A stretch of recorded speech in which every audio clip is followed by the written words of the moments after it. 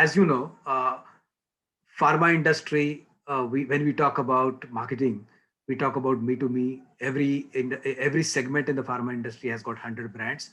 One of the segment, which is a completely commodity segment, as perceived by many, is the anti-infective segment.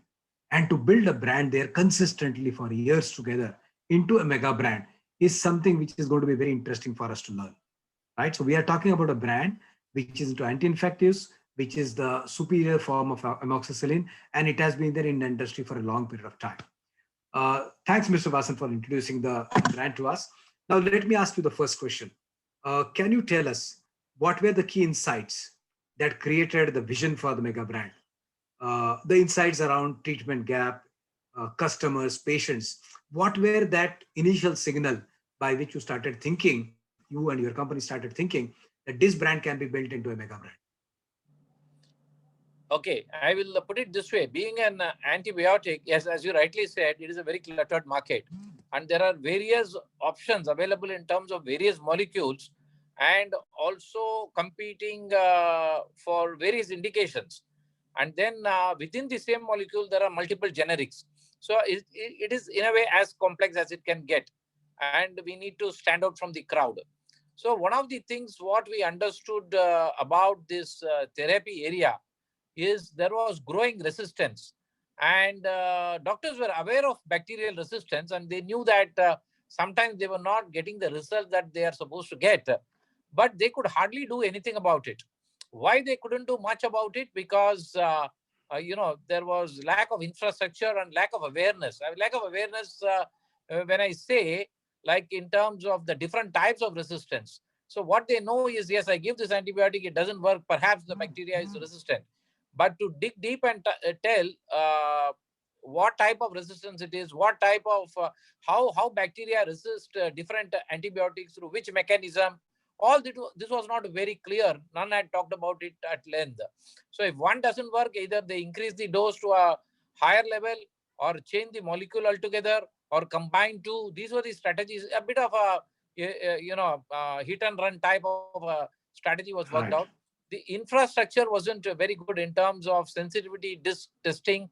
The microbiologists were not in the picture. So we saw an opportunity there that if we can connect all this and bring out some data and put it on the table, we can actually, in a way, promote the rational use of antibiotics in the country, by which even our brand is going to get benefited. Oh, wonderful. Okay, so as I understand, we are talking about late 80s and early 90s. This was the era in which there were a lot of anti-infectives which are coming to the market. Doctors were looking for powerful anti-infectives. And in such a cluttered market, one of the important platforms which you and your company thought by which you can really start looking at a big mega brand was the platform of resistance. I think that was a great insight, Mr. Vasan. So, having said that, can you tell us uh, about the marketing campaign? How did it evolve? What were the insights? Uh, Maybe, I mean, we would look forward to having some key strategic and tactical parts of the campaign which was created during that time. Oh, sure. So intrinsically, the brand is a resistant fighter innately because it has the power of clavulanate. So it actually suited when you play to your strength. Like there is an issue in the market in terms of resistance, and the doctors were not getting the desired results very often, but they were struggling in terms of a rational sort of a use because there was lack of data and lack of coordination. And here is a product which innately handles bacterial resistance. So this was a combination of an antibiotic, amoxicillin, with beta-lactamase inhibitor. So we developed this story of using the power of clavulanate to fight bacterial resistance. That was number one. Everything what we did with the brand was revolving around this single theme of fighting resistance. Now, secondly, we have to show evidence. So we can't just say claim. So we have to show evidence, which means we need to get the microbiologist into the picture. And then they would say that, look, I don't have the sensitivity disk to, give the data about your product while I have got for other antibiotics. So we have to be very careful, because if the sensitivity disk doesn't measure up, because they have to be kept at a particular temperature, storage and distribution was a challenge. So then the whole thing can go wrong. It can backfire, in fact. So we made sure that the cold chain is maintained. We imported the sensitivity disk from UK and then gave it to our microbiologists, the top microbiologists in the country, from say PGI Chandigarh, Hinduja, Bombay Hospital, and then from across, Kidwai, Bangalore, or any top hospital you take at that time, we had those microbiologists well connected, CMC, Vellore, and we made them come together. And then when the results were shown, it was very revealing that there is a huge sort of resistance for even many later antibiotics that have hit the market, even the latest, because of a lot of misuse, and to an extent also the prices were dropping, so anybody could use it. Even the GPs were having an access to it. That when a product like what we had in hand was relatively far more effective. It was not showing that amount of resistance against beta-lactamase producing bacteria or the Streptococcus pneumoniae. So now we know what is the core message. Then the third point is, having now identified the core message and having got all stakeholders onto the table, then it was, how do I take this message down to the KOLs? I should also Right. say that at this point in time, we just were promoting this product to 25 doctors in an PSR list, a very, very focused Oh, promotion, and okay. getting these doctors to first accept what we are saying. A lot of speaker shows were done. Those were physical shows those days, and we were convincing these doctors to believe and understand that there is bacterial resistance which needs to be handled, and here is one good option in their hand which can solve this resistance which they face while treating infection in their patients. So that was the message. Then the fourth point which I would like to say was also that we didn't spray all over in terms of indication, in terms of promotion. We restricted it to respiratory tract infections and otitis media. So though the product per se had strength in skin and soft tissue infections, had strength in urinary tract infections, we thought the respiratory tract infection is the key area, the largest market where we need to promote heavily. So much so we just ignored, we didn't bother about skin and soft tissue and the urinary tract infection to begin with. So that was the next step that we agreed upon and went about promoting the product. Oh, wonderful.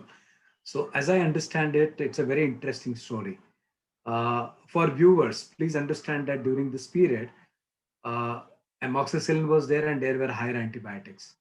And to establish the concept of resistance, Mr. Vasan and the company decided that if you have to really make the doctors understand resistance and be serious about it, there has to be a credible source who is going to tell, and there has to be an evidence that the resistance is there. So they got an unusual stakeholder into the picture, and that is microbiologist.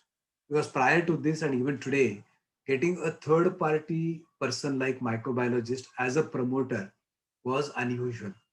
And to ensure that the evidence is seen by the customer, they brought in something which was called as the sensitivity discs, right? So the doctor is able to see that there is a resistance. So that is, I think, one important take home point for all of us.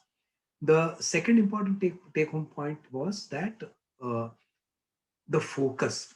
Mr. Vasan talked about two important areas of focus. The first focus which was there was that the product was new, the concept of resistance was new. So they decided that they wanted to have KOLs with them. So they decided that in every representative list, only 25 doctors would be promoted. I think the third important point which Mr. Vasan brought is that to ensure that you don't go all across, because when you look at our own promotion today, many of the visual aids, we have got an inherent insecurity of leaving an indication. We talk about every indication from head to toe is what is the popular theme which every brand manager needs to have. But a company decided that although the product was excellent in so many indications, they decided only a select few indications, which was respiratory tract infection. So I think it's a combination of getting the right type of source, which will bring in credibility to the promotional theme, which was resistance platform, and ensuring that there was a focus on few select indications. I think that's a very important learning point, Mr. Vasan. Now, Mr. Vasan, in addition to uh, uh, this strategic thought which was there, what were the tactics which were used in this? Did you get some, because during that time KOLs talking about it, were there some Indian players which were brought into it? How was the scenario at that time? Because we are talking about late 80s, early 90s. The whole marketing was of a different nature at that Yeah. So I will just a small bit about the strategy. One other point I would like to make. This product also had a series of line extensions. So the key thing, we also decided that each of these line extensions should be treated like a brand in itself, because it time. Oh, caters to a particular need for a particular set of patients. So whether it was the tablet form, the syrup form, or the injectable form, all of them were treated individually, separately, with a whole set of inputs. And never we use the word also available or something of that kind. Now, coming to the oh, tactical point, what yeah. do you say? So, there were a lot of stakes for the company in this product. It was the flagship brand of the global organization. Obviously, in India, it had no chance but to succeed. It was the sort of, the sort of stakes were very, very high for the local operation here. So what we did, we actually did an elaborate launch of 4 days. 1 day of Oh, medical, 1 day of marketing, 1 day of training, 1 day of sales planning, and 4 days of full launch, which at least that company hadn't seen at that point in time, which really meant like the field force thought that, yeah, guys, this company is serious. It's not like, they are calling us to launch something which has been already launched by another company, and now they have changed hands. And, that pessimism sometimes which actually creeps in, that had to be wiped out. And the launch was done in a very grand manner. Almost something exciting, quizzes and competition and gifts and prizes were like simple stuff like t-shirts and ties and stuff like that were shared every 1 hour with the team members. And then oh, we had this, because it was an international product, we had messages coming in from different parts of the world, from different CEOs of different countries, saying oh, that, look, this is an important product for us, and it's doing very well. You guys will enjoy of all that what I have in my portfolio range of brand. This is the best, and it charged our field force up like crazy. And those days, you don't have this facility of an internet, and so it was all through faxes and telecons and stuff like that. But these short messages in between over the 4 day period kept the team in charge, but completely charged up. And then I would say that there was also an other structural change we did. We knew that that this product being expensive, it was at that time, uh, in terms of price, it was 10 times more than amoxicillin, though the antibiotic in the product was amoxicillin. So in a way, it helped, because that said that this is not just amoxicillin, though it contains amoxicillin. So what we did was, hospital focus was very heavy. So we created a team of 35 people called sales executives, just to focus on the top hospitals in the country, the oh, private institutions. So these were some of okay. the tactical stuff what we did initially when we launched the product. Oh, wonderful. So I think that's something which is great, because just imagine way back in 90s to think through to have this type of a launch. So I think the learning from this is as follows. One is the importance which was given was a global importance, and the excitement which was created at the representative level was of a significant nature. All energies were invested to ensure that the representative understands. Second important point which I picked up, Mr. Vasan, is that the science was a very important backbone for the product, because, as you told, the number of days for a launch itself was 4 days. So a lot of science was communicated to the people.